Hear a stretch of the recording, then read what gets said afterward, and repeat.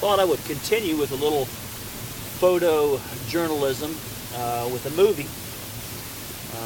I'm in the heart of the White Mountains, just past the Zealand Hut, and it's interesting. Tomorrow, should I do about 10 miles, which is probably realistic, I will pass Garfield Trail, which will mark the completion of my 12-year section hike of the Appalachian Trail, which means I will have hiked every section of the trail. People ask me often why I would embark on doing the whole trail after having done it in sections, and I don't always have an answer to that. People ask me, why are you hiking?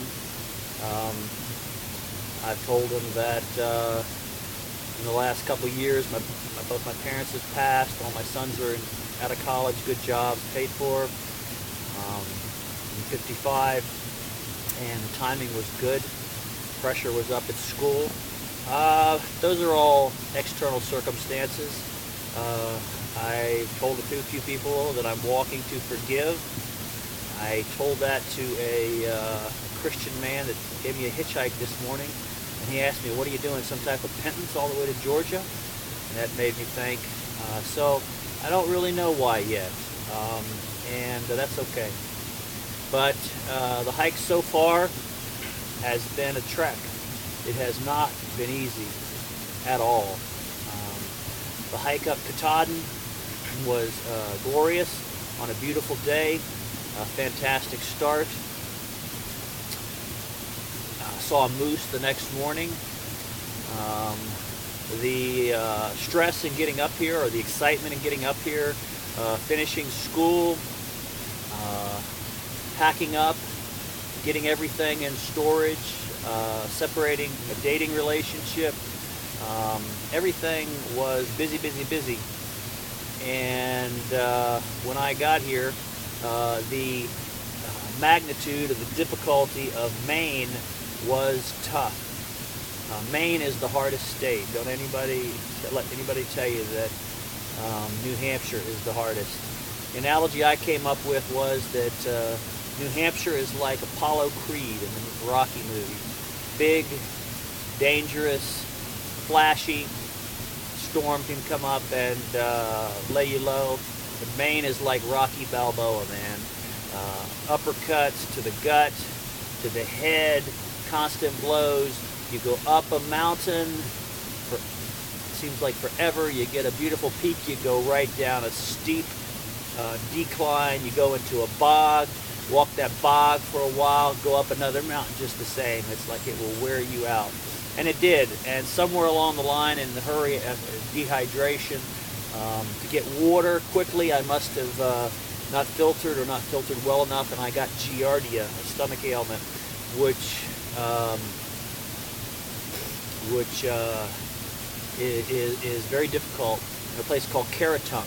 They took me to a clinic. I got on medicine, probably rushed going out, came back out, went into a town called Rangeley, and just crashed there for 3 days, or an extra 2 days.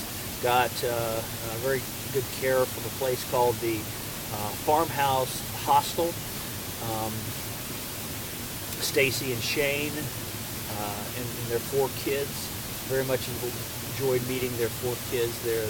They're all different races of adopted kids.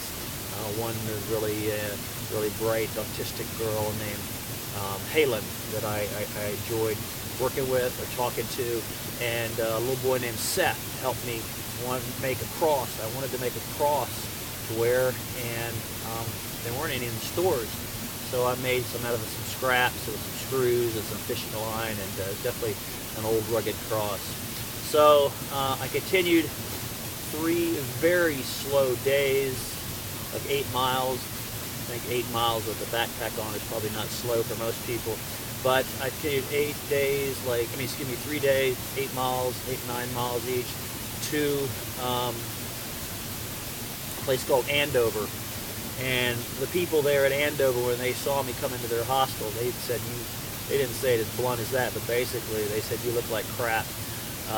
So I stayed there. I rented a little cabin for $50 a night. They don't allow dogs in the main hostel.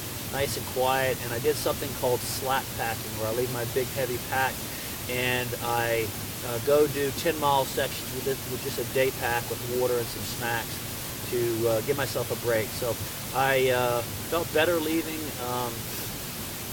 Andover. Andover is a beautiful little town, quaint, small. Everything's in walking distance. They have a church, a library that was an old oval-shaped church with a spired ceiling that was really fun just to sit in and use the computer.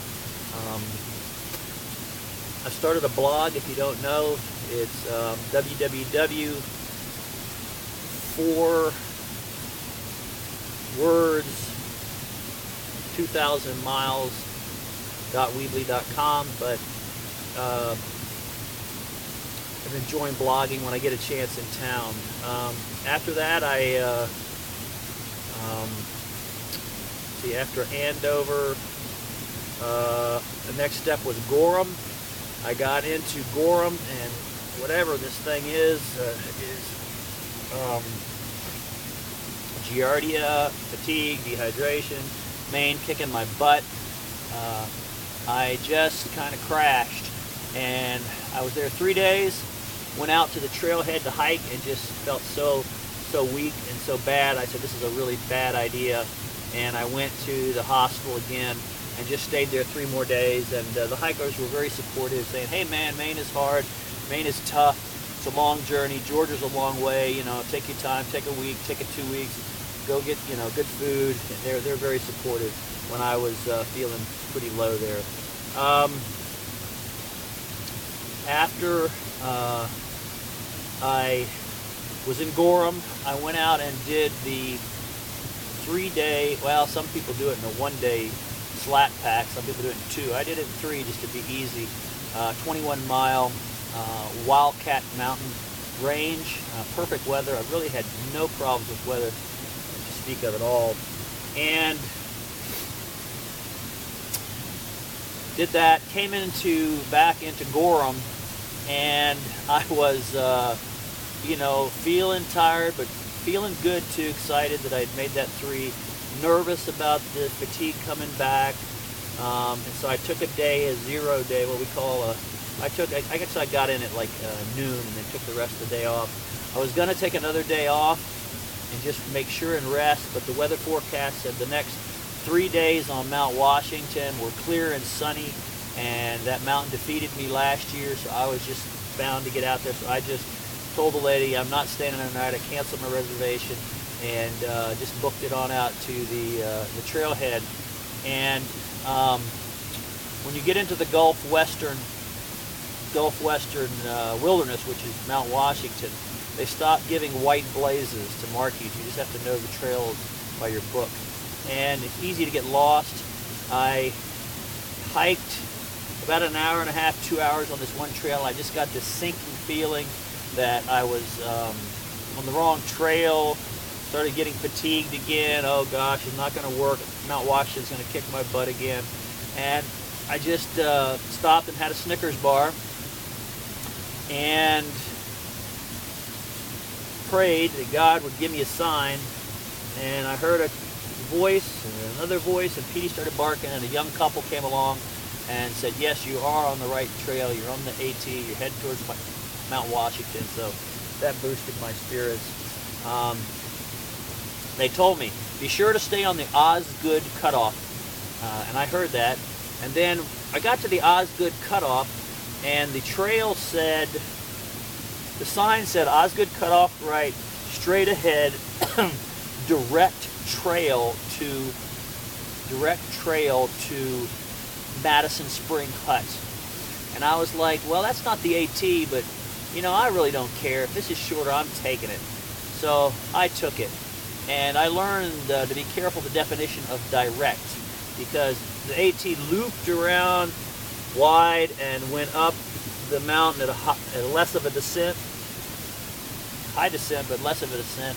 This direct path went directly up the side of a friggin' mountain, and it was so steep and so intense.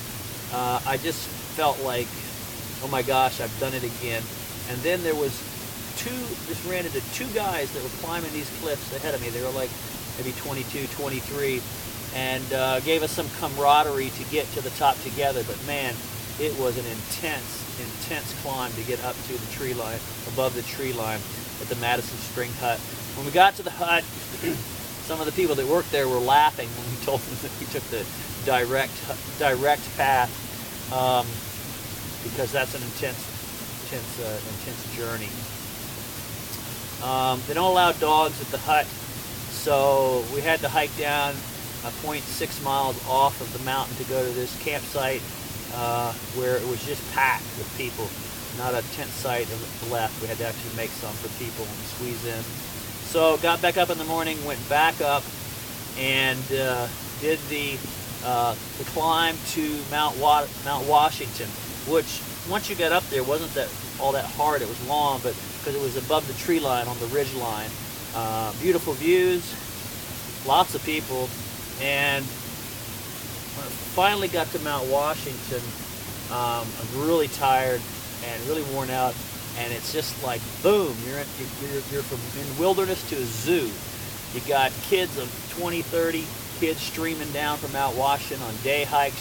You got a cog railway, you got an auto road, you got a restaurant, which I thoroughly enjoyed. I got a piece of pizza, vegetarian chili, and 2 drinks. Gave the bread from the chili bowl to Petey. And then once I was nourished, hiked back down in a misty rain to a place called the Lake of the Clouds Hut on the other side of Mount Washington. I stayed there with a couple and another single hiker in a place called the Dungeon, which is adequately named. It's an emergency shelter down in the basement, but it was okay. It was a place to sleep, and they allowed dogs. So stayed there, got up in the morning, and hiked down into Crawford Notch. And one of the interesting things that happened at Crawford Notch, I was hitchhiking, and I got picked up by this guy with an old pickup truck and a beard, and it turned out to be Bodie Miller's dad. Bodie Miller's the downhill skier in the U.S. has been to 5 Olympics, and his family is from Franconia, New Hampshire here. Just a nice guy, no pretense, just using his old pickup truck. I thought that was cool. Stayed at a campground there for 2 nights. On my 0 day, I hitchhiked into a town, got groceries, came back out, got up this morning, and I just have this, sometimes it's just, wow, I got headaches and just not feeling quite right, but I just kind of make sure I get enough to eat, drink a tremendous amount of water, and just try not to push it. Today I could have gone further, but I just did 7.5 miles here, and just try to take it easy. So anyway, Petey and I are here. We're on a stealth campsite, which is, I'm not supposed to be camping here. This is within a 1/4 mile of the hut, the official hut. But there's some campsites people have made here. Petey and I found one. We're stealth camping. And maybe in the morning I'll go back to the hut and get a cup of coffee and a Danish or something. Take advantage of being here before we ascend up the mountain. We got a climb coming up tomorrow. There's always climbs. And the weather forecast here in the White Mountains every day is usually sunny in the day, cloudy in the afternoon, chance of thunderstorm, chance of rain, possible thunderstorms. So it really hasn't lived up to that too much, but some wind starting to blow, and so we'll see what it is. Anyway, that is the hike so far in a quick video. There's more I could tell you. I've enjoyed hitchhiking, believe it or not. Met a lot of interesting people hitchhiking. The thing I always enjoy about the trail the most is the people. I met a 6'11" hiker up in Maine called Skywalker that's written several books on hiking. Um, Met a writer, hiker named Slingshot. Gave me some good advice on how to start a book. I've met a guy, a Boston Celtics fan, who gave Petey the trail name Pistol Pete. And you all know Pete Maravich, the basketball player. Who else have I met? I guess feeling a little bit tired. I haven't been quite as interactive as I usually am, but I'm hoping to pick it back up here and just solicit your prayers, your wishes. Thank you for your support. Papa Poochie and Pistol Pete signing out.